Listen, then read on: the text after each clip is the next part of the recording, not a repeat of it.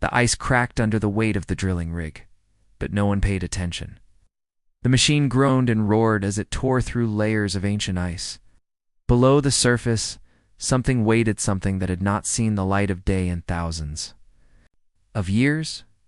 Commander Elias stood near the edge of the site, his face frozen by the Antarctic wind. He stared down at the hole being opened beneath his boots. He didn't like this. The science team had called it a historic discovery. But Elias didn't trust anything that had been buried this long, especially not something that pulsed like it was alive.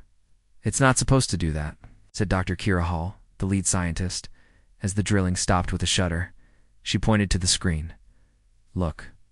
The ice scanners showed the object below 12 metallic rings locked together, glowing faintly with blue light. It looked ancient but flawless, untouched by time.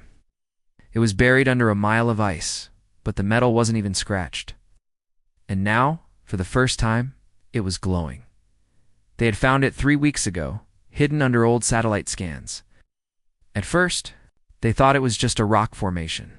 Then they sent a drone, and everything changed. The drone's camera showed perfect circles, too perfect to be natural, and then it showed symbols. It's not human ones.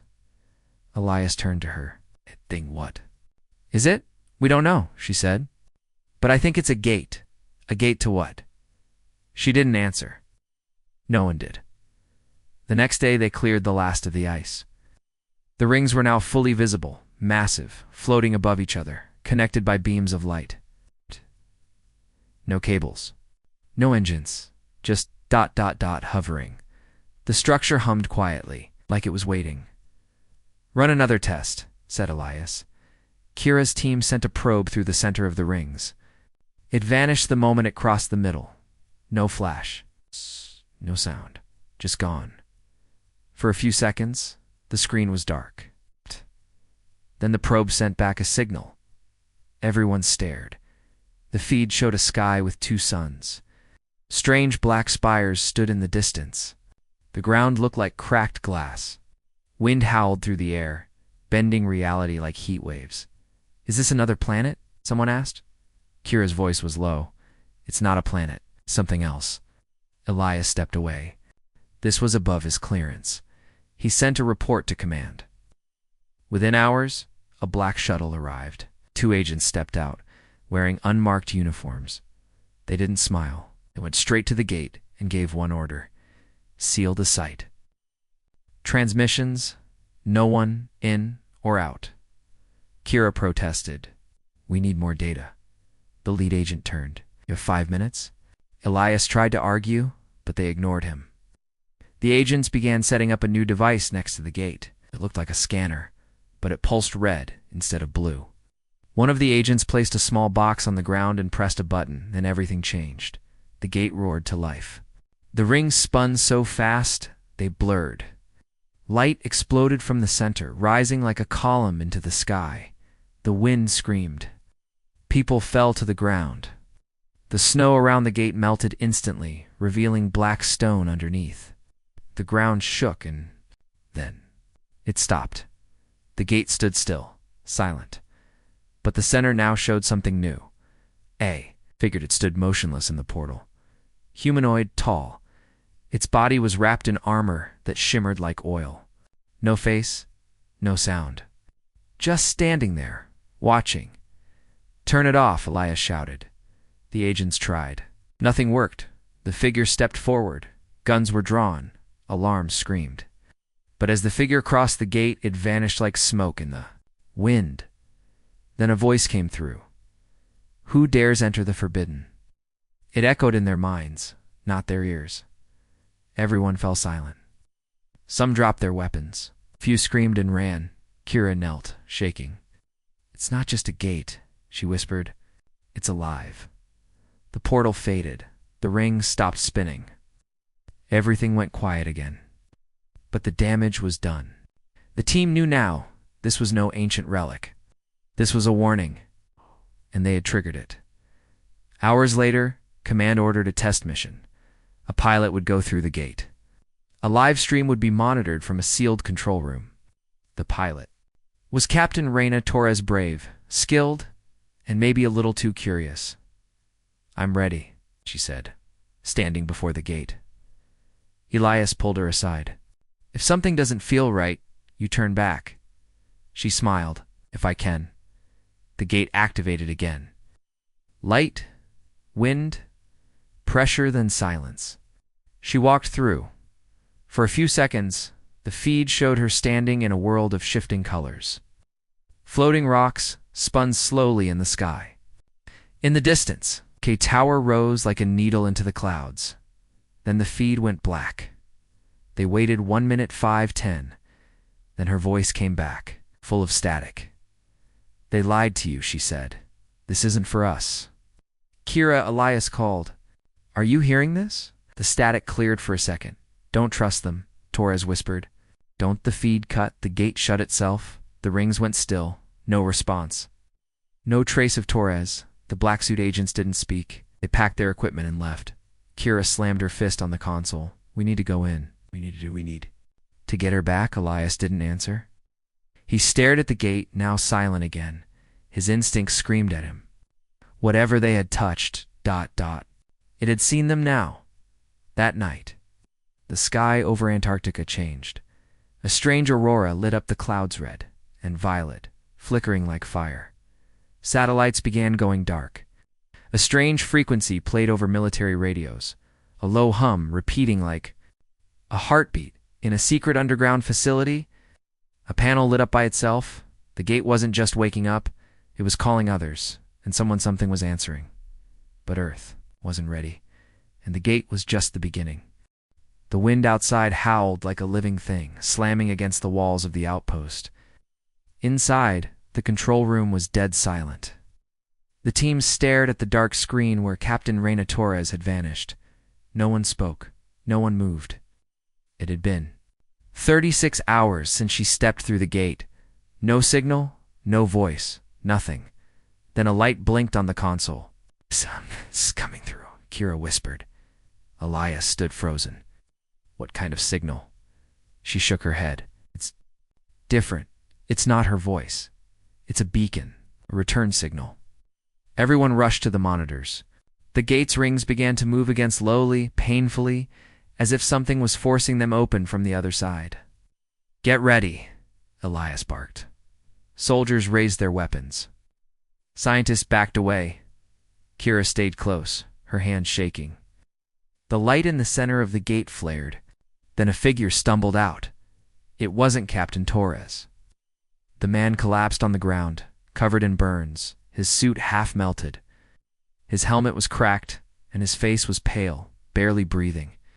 His ID tag read LTR Matixa, member of the first expedition team declared missing 3 years ago during the early gate experiments. But Maddox was never sent through this gate. This gate was found only weeks ago. How is that possible? Kira gasped. Elias knelt beside the injured man. He's alive. Get medical in here now. Maddox opened his eyes for a moment and grabbed Elias's arm. His voice was cracked and dry. Shut ... down. What did you see in there? Elias asked. Maddox's eyes were wild. We were not supposed to follow them. The ones who made it. They left it behind as a warning. On a path. He passed out. They rushed him to the med bay, but Kira stayed in the control room. She replayed the last few seconds of the gate data frame by frame. In one frame, right before Maddox emerged, something appeared in the light. It looked like a shape tall, thin, watching. And it wasn't human. The next morning, the outpost was put under full lockdown. Command sent new orders. A second crew would go through the gate, this time with heavier equipment, sensors, and weapons. Their mission, find Captain Torres, recover any data, and confirm. If the gate connected to another realm or another timeline, Elias didn't like it. Send drones. Don't risk people. They want answers, Kira replied. They think whatever's out there can be used. The new team of 6 soldiers and 2 scientists geared up and stood in front of the gate. One of them, Corporal Dane, looked nervous. I heard stories about the first gate experiments, he said quietly to Kira. They said people went in and never came back. They said some of them came back wrong. Kira didn't respond. The gate roared to life again. The team stepped through. The light swallowed them whole. Inside, everything was quiet. Odd the moment the team crossed their video feed began streaming back to Earth. Kira, Elias, and others watched from the control room. What the hell? ... double quotes, someone whispered. The team stood in a city that defied physics. Black towers twisted into the clouds. The sky had no sun, only a glowing ceiling that pulsed like it was breathing. Roads led nowhere. Shapes moved in the distance, but the scanners showed no life. Keep moving, Elias said into the mic. The team advanced. Strange symbols floated in the air like dust. Time felt slow. Voices echoed that weren't there. Then the signal glitched. The feed turned black. Do we still have them? Kira shouted.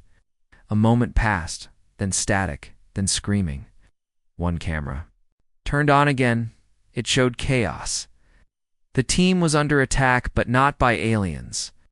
One of the soldiers, Lieutenant Carter, was attacking his own men, eyes glowing white, speaking in a voice that wasn't his. They hear us now, he said, smiling. He brought them a way back.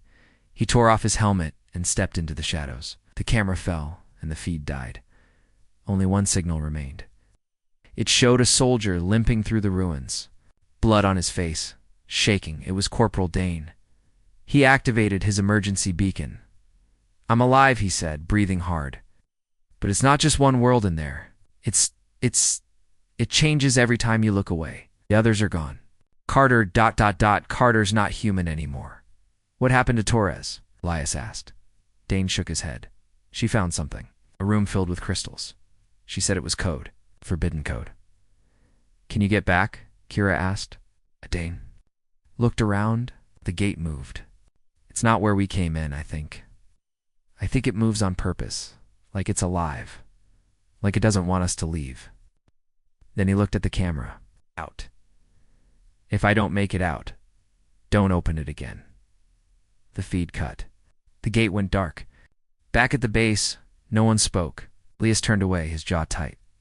We need to tell command. But before he could leave, a screen flashed red. A new signal. A transmission. Short, broken, but real. Kira played it. It was Torres. Her voice was filled with static, but clear enough to hear her say one thing. They lied to all of us. Ah! This isn't exploration. It's invasion from the inside out, then silence. Elias looked at Kira. If she's alive, he said, we go back. But Kira's face was pale. What if going back means bringing something with us? That night, Maddox woke up screaming. Doctors rushed in, trying to hold him down. Kept repeating the same words. You opened it. You let it see us. ... Now it knows where we are. The cameras in the gate room turned on by themselves. The rings were still. But in the center, faint and flickering, a shadow moved, watching. The gate room was under full lockdown. No one was allowed near it without clearance. Guards stood at every door. Cameras watched the gate, 24 hours a day. But something strange had started to happen. The lights near the gate flickered without cause. Whispers were heard in the hallway, voices that didn't belong to anyone. And worst of all, the scientists monitoring the gate began having the same dream. Each one saw a city made of glass and smoke, where something tall and faceless waited at the center, calling them by name. Dr. Kira Hall didn't believe in ghosts. 2 teams, and watching a man return from the dead, she was starting to question everything she knew. Inside the medical bay, LT Maddox hadn't moved in days. He was still hooked to machines, still muttering things in his sleep. She sat next to him, holding a tablet, reviewing the data. Suddenly, Maddox's hand shot up and grabbed her wrist. His eyes flew open. You're inside already, he whispered. Kira froze. What do you mean? He stared at her with bloodshot eyes. It doesn't start when you step through. It starts the moment you look at it. Then he let go and slipped back into unconsciousness. Kira ran to Elias in the control room. We have to shut it down. Elias shook his head. Command says we need more data. They're sending a psychologist to monitor Maddox. And they want us to prep another crew. Another crew? She said, stunned. You saw what happened to the last one. Carter changed. Dane barely survived. Torres is still lost. Elias looked tired. They don't care. They think whatever's on the other side can be used, weaponized. They're not going to stop. Kira slammed her hand on the table. Then we're already lost. That night, the psychologist arrived. Her name was Dr. Julia Voss, a calm woman with sharp eyes. She listened to Maddox's ramblings and took notes. She asked Elias and Kira questions about their dreams, about the flickering lights, about the whispers. Then she made a strange request. "Want to run a test?" she said. "Not through the gate, but with people already exposed." "Exposed how?" Elias asked. "Anyone who's looked into it? Anyone who's touched the controls? Anyone who's been near the active zone?" "You think the gate's infected?" Us, Kira asked. Dr. Voss didn't answer. She ran her test the next morning. Simple one. All participants were placed in isolated rooms. They were shown a loop of static and asked to describe what they saw or heard. It started normal. Then it went wrong. One technician began screaming, saying he saw his dead mother calling to him from behind the static. Another began reciting alien. Words no one understood. A third sat motionless, eyes wide, blood dripping from his nose. Dr. Voss shut down the test immediately. "I was wrong," she said quietly to Elias. "It's not infection. It's communication." "With who?" he asked. She stared at the gate room. "With the gate." Kira stayed up that night reviewing the footage again, the one from Corporal Dane's final transmission. She froze it at the last frame. There, just for a split second, was the reflection of a tower. It matched the one she had seen in her dreams. It wasn't a coincidence. Something was showing it to them. She called Elias. "I know where." Torres's. They replayed Torres's last transmission. This time, they filtered the signal differently, separating background noise from her voice. Behind her words, buried in static, was another voice, whispering, "Come to me. Come to the source." "Doctor." Voss listened to its planting coordinates, she said, showing them what it wants them to find. "The tower," Kira said. "The one in the dream." "I don't think it's a dream," Dr. Voss replied. "I think it's a map." The next day, Elias gathered a small group of trusted people, those who hadn't lost their minds. He showed them the data, the map, and what little they had. "Left of Dane's signal. We're going back in," he said. "No command approval?" Kira asked. He shook his head. "They'd just send another expendable team. We do this ourselves." They prepared quickly. Only 3 would go: Elias, Kira, and a silent soldier named Ramos, who had lost his brother in the first failed mission. He never spoke, but his eyes burned with focus. The gate powered up again. This time, it didn't roar. It hummed softly, almost like it was pleased as they stepped through. Everything changed. There was no sky, no ground. They stood in a vast space, where colors floated like mist. Structures hung in the air like broken bones. Whispers filled the space, but they couldn't tell if they were inside their heads or outside. The map from the dream guided them forward. At the center of the void stood the tower. As they approached, it shifted shape, tall, fluid, endless. Kira touched the door. It opened. Inside, there were no walls, just light and memory. Elias blinked in. Suddenly he was home, standing in his childhood backyard. He heard laughter, his mother's voice, but something was wrong. Her face twisted, her eyes turned black. He backed away and was in the tower again. Kira screamed. She saw herself on a spaceship. Burning, her hands pressed against the glass, Ramos fell to his knees, whispering in another language, bleeding from his nose. "This is what it does," Kira gasped. "It makes us see ourselves. It uses our minds as doors." At the heart of the tower, they found her, Captain Reina Torres, floating in a sphere of light, eyes closed, body untouched. When Elias reached for her, her eyes opened. "No," she said. "You shouldn't be here. We came to bring you back." She shook her head. "I can't go.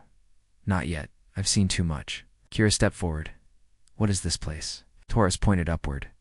"The gate is a test, but not for us. For them. For who? The ones who built it. They used it to test their creations. To see if anything could survive knowledge. No one ever did. She looked at them with sadness. But now they've seen us. And we passed the first trial. Elias felt his chest tighten. What happens now? She didn't answer. Outside, the tower began to hum, and far away in the gate room, on Earth rings, began to move on their own. No one had touched them. No one was near. Yet the gate was opening again. But not from its Earth's side, from theirs. Something was coming through. The gate at the Antarctic outpost began spinning again. No one had touched the controls.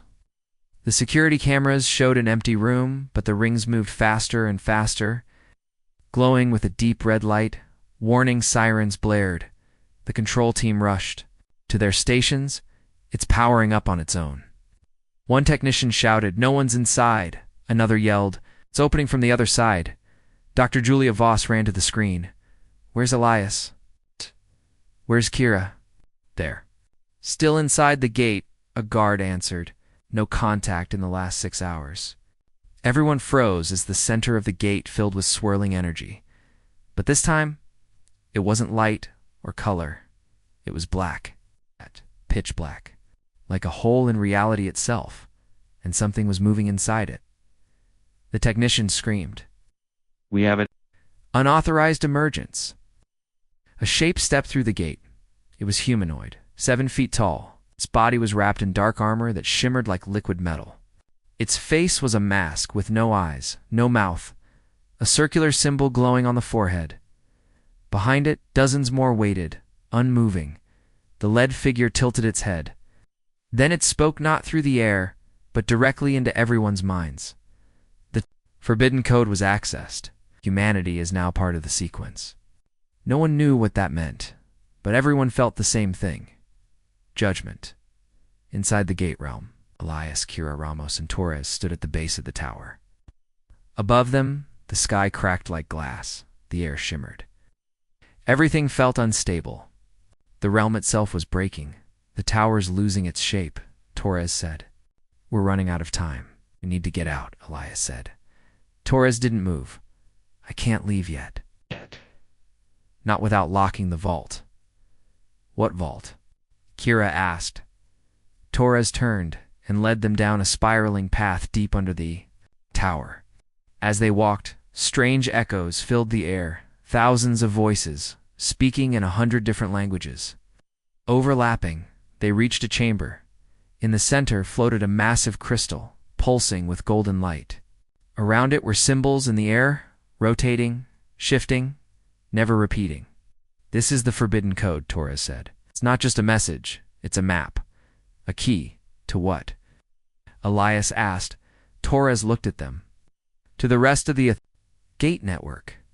Thousands of them, spread across galaxies." Kira stepped back, stunned. "You're saying this isn't the only one?" "No," Torres said. "It's one gate in a system built by a race we don't even have a name for. Left it behind to contain something." Ramos stepped forward, staring into the crystal. "It's calling me," he said, eyes wide. "Don't touch it," Kira warned. Too late. Ramos reached out. The moment his fingers brushed the edge of the crystal, he was thrown backward, body shaking, eyes rolled back. He landed hard, chest rising fast, like he couldn't breathe. "What's happening to him?" Elias asked. Torres knelt next to Ramos. "It's inside his mind now. The code, ... It's alive." Ramos opened his mouth. Words poured out, not his voice, not his language. A deep alien tone, shaking the walls. Kira backed away. "We need to shut it down." Elias turned to Torres. "Can we?" Torres stood slowly. "There's only one way. We destroy the crystal." "But it holds the key to the other gates," Kira said. "Isn't that valuable?" "Not if it brings something through," Torres replied. "There are things on the other side that should never reach Earth." Elias looked at Ramos. He was breathing again, but something in his eyes had changed. "Do it," he said. Torres lifted her weapon, but before she could fire, the ground shook above them. The sky cracked wide open. Darkness poured through it like smoke. The tower groaned as if it were alive and in pain, and far above, hundreds of black shapes began to descend. Elias raised his communicator. "Control, do you copy? We need evac now." Back on Earth, Dr. Voss was already activating the return protocol. The gate pulsed, growing louder. But now it was harder to control. Something from the other side was resisting. Kira helped Torres set the charges around the crystal. "This is going to bring the whole place down," Kira said. "That's the idea," Torres replied. Ramos suddenly stood. "No," they turned. The voice was different, cold, calm to calm. "You don't understand. The code is not a prison. It's a gift." Elias aimed his weapon. "It's us," Ramos said. "All of us. Those who saw the truth. The sequence doesn't destroy. It selects." He raised his hand, and the crystal behind him responded, glowing brighter. Torres shouted, "Now!" They fired. The crystal shattered. A wave of light exploded outward, knocking Ramos back and sending the team flying. The tower began to collapse. Elias grabbed Kira and Torres. "Move back to the gate." They ran through collapsing tunnels as the realm behind them fell apart. The voices in the air turned to screams, then silence. The gate came into view. Dr. Voss's voice echoed through the coms. "We've locked onto your signals. Return now." The gate was unstable, rings spinning too fast, sparks flying. Then it was open. They dove through. Just as they vanished, the tower behind them imploded. The light from the broken code swallowed the realm. Back on Earth, the gate exploded in a blast of light and wind, knocking over equipment and cracking walls. Alarms screamed, then dashed silence. Elias, Kira, and Torres lay on the floor, alive, but not alone. Everyone in the room stared at them, not because they made it back, but because something had. "Come with them, Ramos." He stood behind them, calm, smiling, but his eyes glowed faintly. Same symbol from the gate pulsed on his forehead. Torres stepped forward, eyes wide. "No," she whispered. Elias reached for his weapon, but Ramos spoke first. "Now we begin." The lights flickered, and far beneath, the earth deep below the ice, the second gate activated. The snowstorm above the Antarctic outpost raged harder than ever. Beneath the ice, deep underground, the second gate hummed with power. It hadn't been touched. It hadn't been seen, until now. Red warning lights flashed in the command center.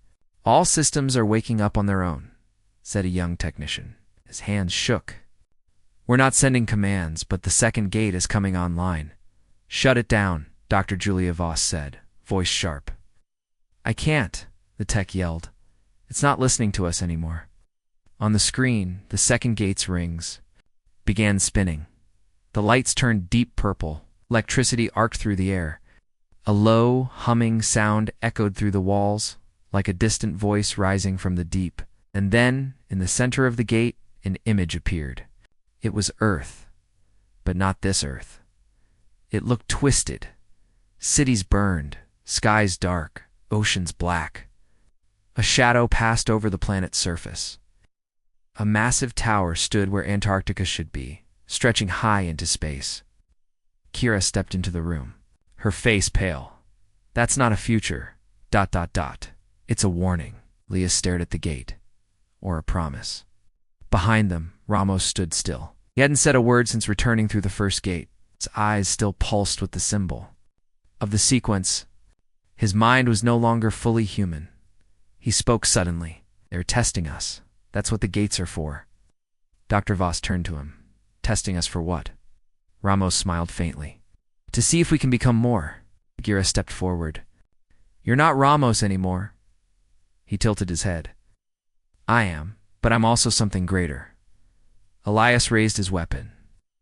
"Tell us what came back with you." Ramos looked at him calmly, curiosity. And then the second gate opened fully. A wind gnawed air, but something deeper rushed through the room. It blew out lights, screens cracked. People screamed as a shadow moved behind the spinning rings. A shape, watching, shut it down. Kira shouted, but it was too late. something stepped through. Wow. It was like nothing they'd ever seen. Its form was blurry, shifting one moment tall and human-like, the next crawling like smoke across the floor. It didn't walk. It slid. When it spoke, it didn't use words. Everyone in the room heard different things. Elias heard his father's voice, long dead. Kira heard her own. Voss heard silence until blood began to drip from her ears. The entity turned to Ramos. "You open the path," it said. Ramos nodded. "They are ready." "No," Elias said. "We're not," he fired. The bullet passed through the creature. It didn't flinch. It didn't move. But it saw him, and Elias felt something pierce his thoughts. His mind began to burn, images flooding in, memories he'd forgotten, moments from his past. And then visions of Earth burning, oceans boiling, a tower rising from every continent. He fell to his knees, gasping. The creature turned and merged with Ramos. His body lifted off the floor. Light shone from his skin. The ground shook. Kira grabbed Elias. "We have to run." "Where?" He coughed. "To the gate." They ran, not toward the second gate, but back to the first. "It's the only one we've opened and closed." "Ourselves," she said. "If we can control it, maybe we can trap them again." Behind them, alarms screamed. Walls cracked. The lights flickered like they were about to die for good. Inside the original gate chamber, Dr. Voss was trying to override the system. "They've hijacked everything," she said. "But there's one thing they didn't lock manual override." Kira moved fast. "We'll set the gate to close from inside. A hard shutdown. It'll collapse the link and trap whatever came through." "That means someone has to stay behind," Elias said. Everyone froze. "I'll do it," Kira said. "No," Elias said. "I'll go. I sent those teams in. This started under my command." Torres suddenly walked in. She was bruised, but alive. "You're both wrong. I've been in there longer. I know the terrain. If anyone survives the collapse, it'll be me." Ramos appeared in the doorway. Eyes were gun, only light remained. "You cannot close what has already begun," he said. Torres raised her weapon. "You brought something through that was never meant for us. Now we're sending it back." She ran and dove into the gate. "Torres," Kira screamed. The gate glowed bright, then dimmed.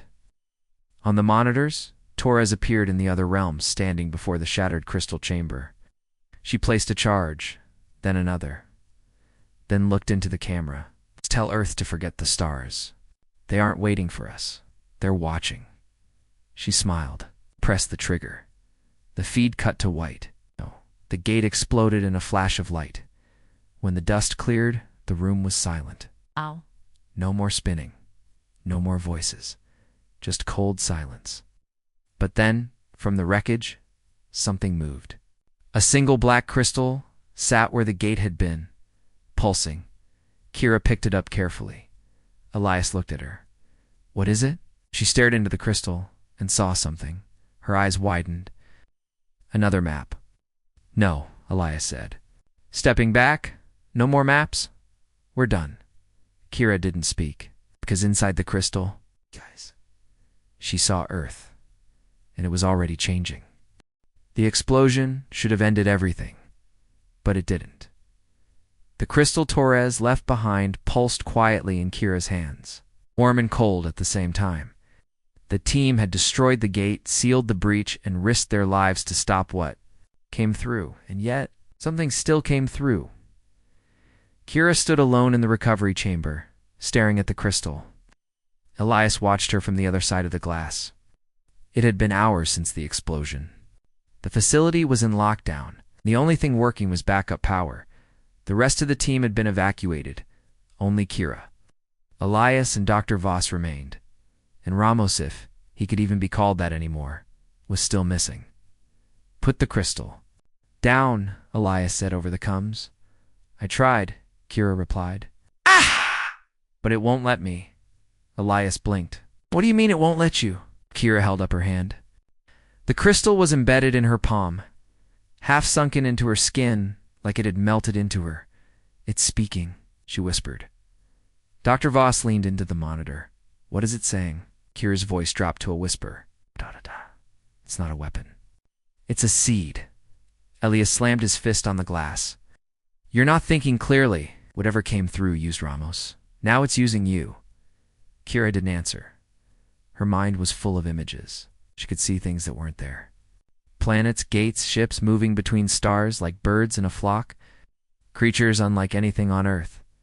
The seed, the crystal, wasn't just alive. It held memory. Not just from the gate, but from whatever built it. From the sequence, Voss stepped. Back. We have to extract it. We don't know what it's doing to her. Kira smiled faintly. You won't have to. She turned her palm toward the ground and the crystal released a pulse of energy. The floor cracked open beneath her feet. A tunnel of black light formed, spining downward into nothingness. Elias screamed, Kira! But she was already falling. And then she was gone. Kira landed with a heavy thud on something soft and warm. It took her a moment to realize she wasn't in the facility anymore. She was in another world. No stars above, no sky. Just floating rocks, twisted metal, and ruins suspended. In a dark purple void, time moved differently here. Her breath echoed like it was underwater. She looked at her palm. The crystal had melted, fully into her skin, but she could feel something new. A path.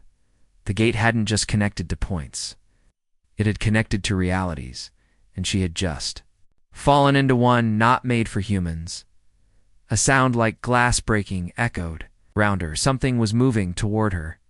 She turned slowly and saw a tall figure watching her from a high platform, its body glowing with blue veins, its head like a crown of broken crystal.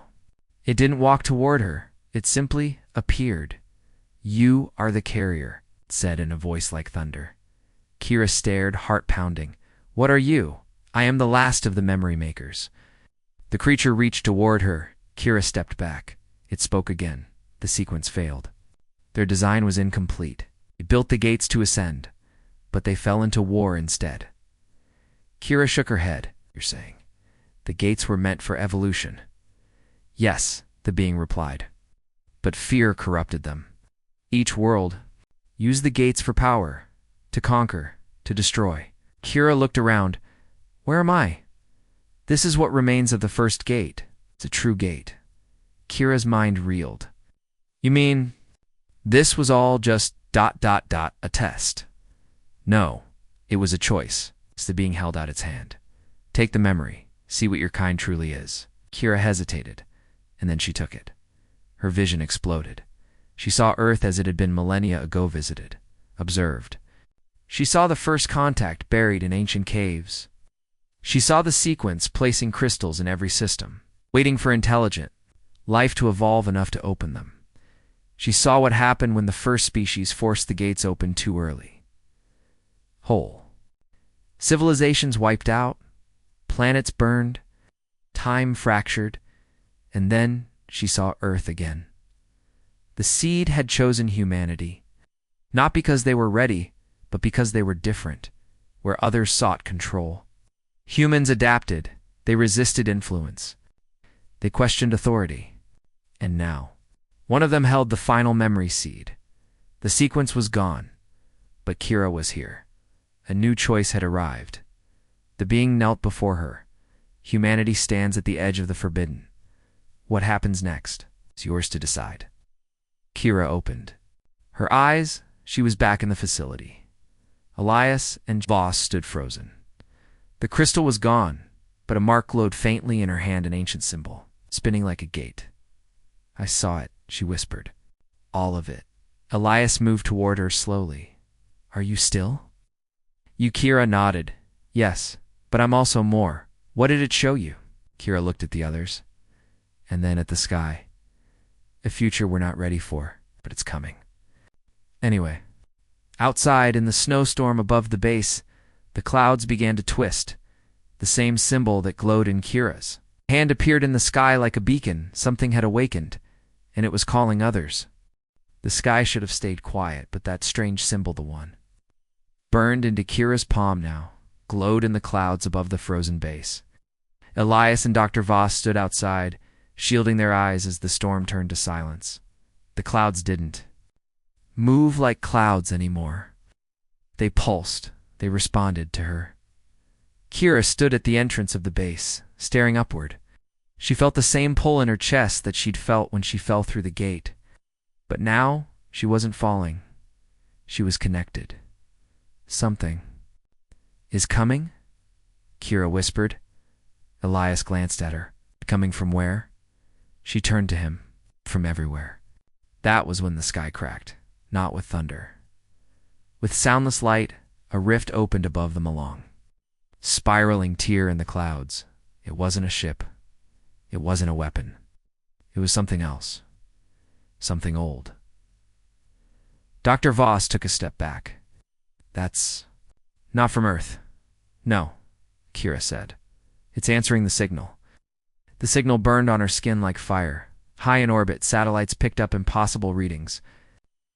Entire data networks went dark. Military scanners failed to track what was coming. Some said it was a fleet. Others thought it was a cosmic event. It was neither the seed inside. Kira had sent a message across space and something had heard it. World governments scrambled.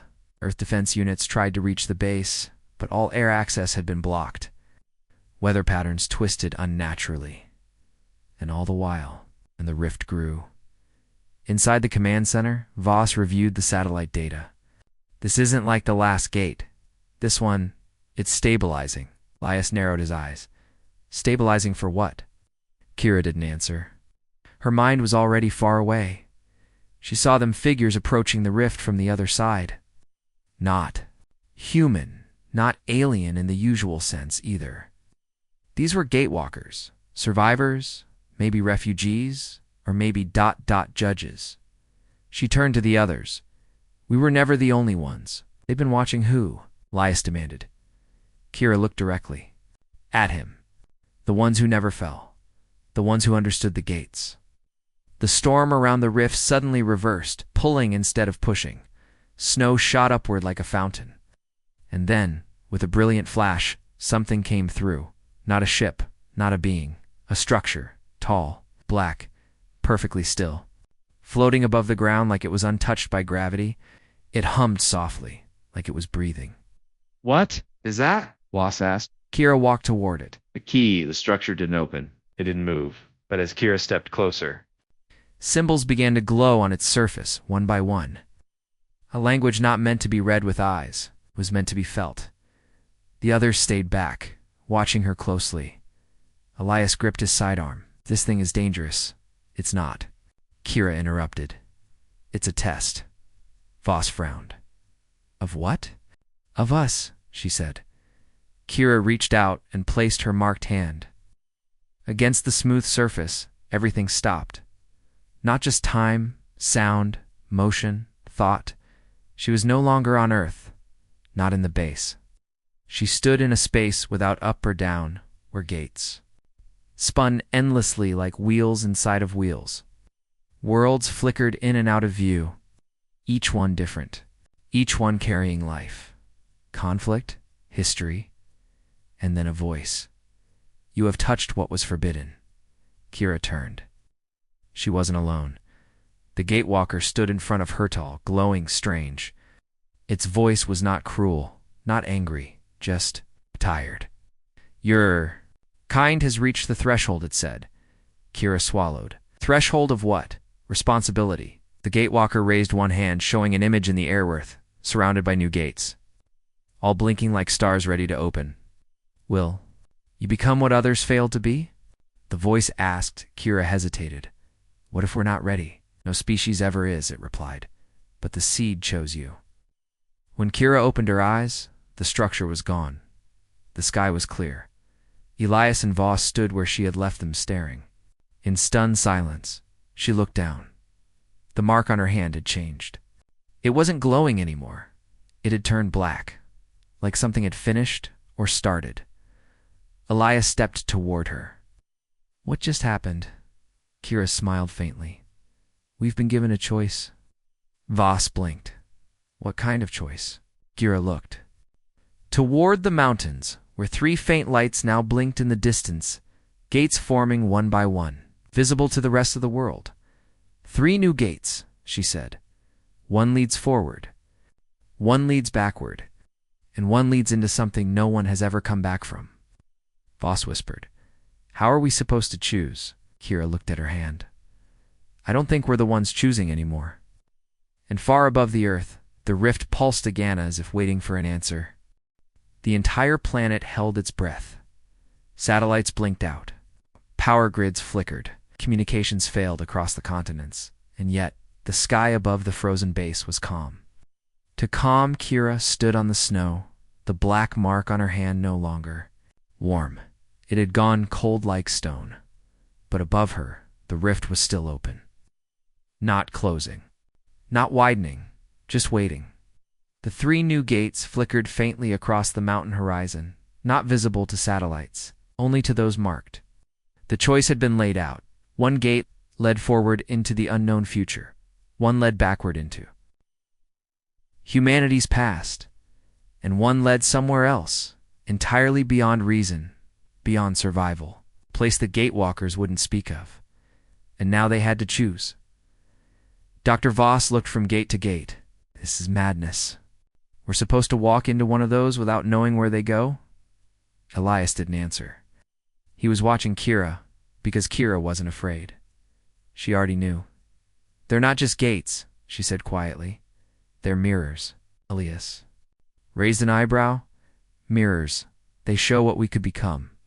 Her voice dropped lower, or what we were never meant to see. Voss's voice cracked. You're saying they're testing us? Kira shook her head. No, they already did. Thunder rumbled far away, not from the sky, but from one of the gates. The backward gate, it trembled, and then it began to close. Automatically, like a door rejecting a wrong answer, they're making the decision. For us, Voss said. Elias stepped forward. Now they're watching to see if we understand the decision. Kira turned her eyes to the remaining 2 gates. One pulsed, steady and warm. The other flickered erratically, its light twitching like a dying star. The unknown one. The gate that no. One had returned from Elias, looked at Kira. You're thinking of going into that one, aren't you? Kira didn't respond. Instead, she took off her glove and held her hand toward the erratic gate. The black mark lit up faintly, like it recognized the frequency. The gate stopped flickering. It held steady. Just for her, a shape began forming inside. It's something tall, humanoid. Human. No, it was herself. A copy. No reflection. Just her standing on the other side, staring back. Voss gasped. What the hell is that? Kira stepped forward slowly. A gate doesn't open unless it's already connected to something. Voice trembled. This one is connected to me. The others didn't follow. They couldn't. This wasn't their path. Kira took one last look at Elias and Voss. You told me once, she said softly, that humans were reckless. She smiled faintly. You were right. Then she stepped through the gate. Silence. No light. No. Ground Kira floated through a space where time felt thin like stretched paper. Her breath echoed strangely like it belonged to someone else. Then a voice her own, but older. We reached the core. Kira spun around. Who are you? The voice came again. I'm the one who survived. A figure emerged, Kira, but different. Hardened, scarred, wearing a uniform stitched with strange markings. You stepped into the forbidden, the older Kira said. Now you get to see what lies at the center. A star ignited in the distance, and in another. Then hundreds. Each star opened like a gate, and from each gate she saw a different version of Earth, a different outcome. In some, humanity thrived, in others it burned. In a few, they were not even human anymore. The older Kira pointed. Of these is your future. But not all futures are worth reaching, Kira whispered. Which one is ours? The other Kira didn't answer. Instead, she raised her hand and pushed a small glowing sphere into Kira's chest. Suddenly dashed she was. Back, on the ice, Elias rushed to her side. Kira, what happened? She looked at him, stunned. Time didn't move here. He shook his head. You were gone for 2 seconds. Boss stared at her. But the gate, it's gone now. Kira stood up slowly. The gates are watching. They're everywhere. And they're waiting. Elias frowned. For what? Kira turned toward the mountains, where new lights now pulsed in a line 10. 20 more gates forming. For us, she said. To decide who we become. And above them, high in the stars, a second rift opened. Humanity wasn't being tested anymore. It was being invited, but not to conquer. To join something far older than they ever imagined. Something that had waited for a very, very long time.